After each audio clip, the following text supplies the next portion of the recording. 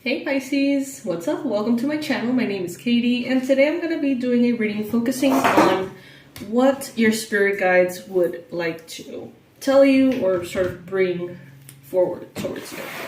I hope you're all doing great.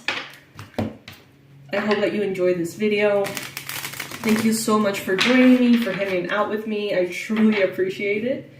And thank you for all the kind comments that you guys have let, in the comment section about the new space. I really appreciate that you like it. I'm still getting settled in the new home, but things are starting to shape up.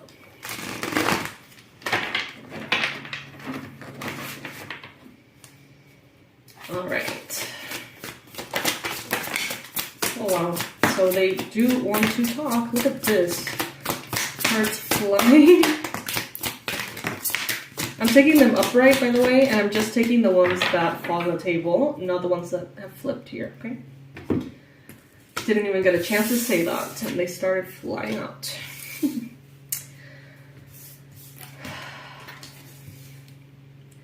You know, Pisces, love and romance is a thing. It is real. It is possible. There are people just like you that are craving real love. And they're out there looking for someone like you.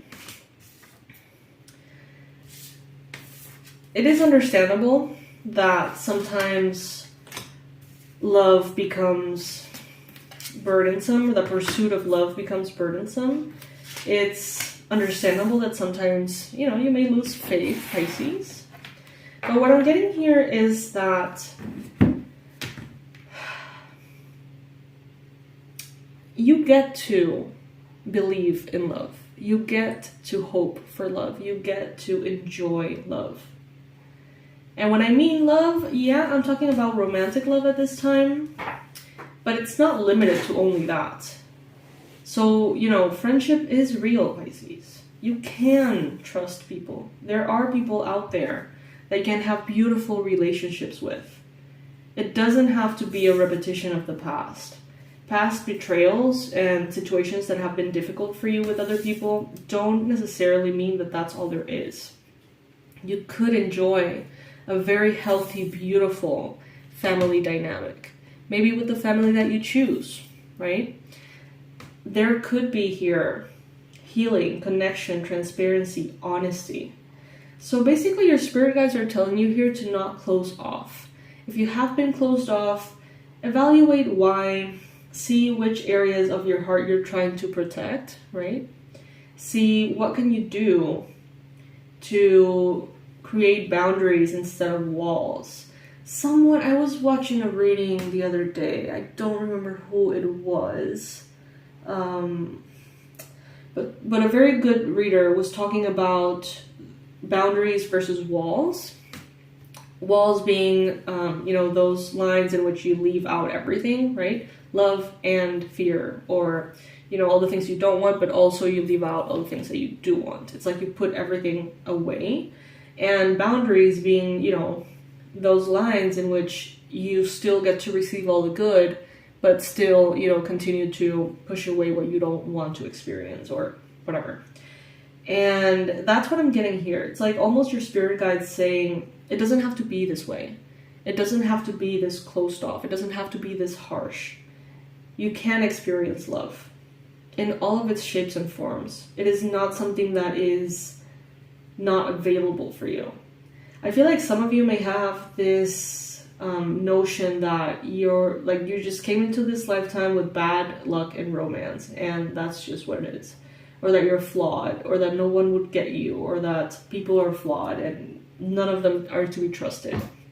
And your spirit guides here want to tell you that even though you've seen evidence of that being the case, it's not a 100% rule, and that there are a lot of people who you could connect to that could improve your life. And that you get to have that. So don't take that opportunity away from yourself by closing off to everything and everyone. Maybe some of you have this notion like, I'm a bad friend. I shouldn't have friends. Or I'm a bad romantic partner, I don't have what it takes, I don't have the mind, the focus, the energy, no one would be able to love me, or I don't want to love anyone because I'm too impatient. Whatever it is that you're thinking, whatever beliefs you're holding in your mind that keep you from love need to be evaluated and can definitely be removed in order to get love. Now, some of you, I hear you saying like, well, it's not that I don't want it, it's not that I don't believe it, it's just that it doesn't happen. It's just that I haven't met the right person or whatever. And your spirit guides are telling you here in a way, it's like, these things need to be handled first. Otherwise, you're not going to attract that right person. You're not, like, the door is energetically not open, even if you're like, you know, I'm open to dating, I'm waiting for someone to arrive. If these beliefs are so strong in your subconscious or, you know, whatever, it's like that person is not even going to feel called to come in. It's not, there's a wall that prevents that magnetic energy to be, it's like interrupting it, right? And that's what they're saying, very loud and clear. There is love available to you whenever you feel ready to receive it. It can be beautiful, it can be successful, it can be forever something good. Some of you have maybe this notion that good things come to an end, and that even the best relationships eventually go sour, or that eventually something is going to happen, and that breakups are always part of the deal. And Spirit is saying that's not the case. That is something that you have maybe seen, yes, and something that you have allowed yourself to believe. But it is not, it doesn't have to be your reality. And it doesn't have to be difficult, it doesn't have to be hard. There's so many people enjoying beautiful romantic relationships, having beautiful chosen families, friends, you know, allies, business partners, things that maybe you feel are out of reach for you. They don't have to be out of reach for you. You could be immensely, like you can have a lot of benefit from opening your heart to all sorts of love. Putting those walls down.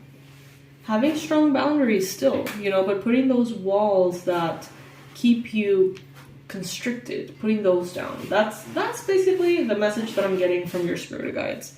That's what they want you to know at this time, Pisces. So comment below, what tendencies have you gotten into? How are you pushing away love in any of its forms? Comment below. You guys read other people's comments and see if there's anything in your experience that can be helpful to them and vice versa. Let's support each other. Because I see here, Pisces, and I know because I've heard it from you guys, that you have been through so much heartache, Pisces. So much. Of course, it's easier to just, you know, retreat to a little cabin in the woods and never speak to a human again. Like, I get it. But they're telling you here that that's in the past, that you're safe, that you can move forward, Pisces. So let's open up to that love. And if that is not something you want, then just analyze why, okay?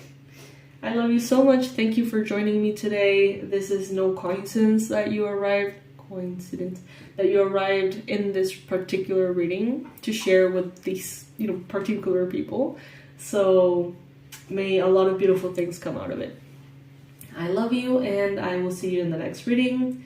I remind you that all my relevant information is in the description box, my website, and all the things that I've created with love for you in the form of online courses, meditations, and things like that. And also, as far as one-on-one programs or, you know, sessions or whatever, what I'm offering right now are the manifestation sessions, in which we get to hang out, talk, have some coffee.